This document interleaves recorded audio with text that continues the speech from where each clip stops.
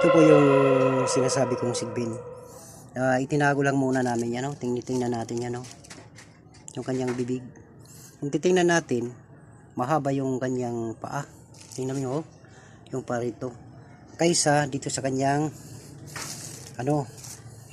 isang paa dito sa may bandang baba. At saka yung kanyang knees or pugad, kung saan siya pinanganak. Ito.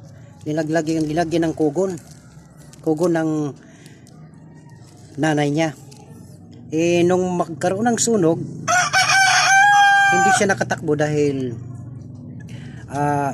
bata pa siya.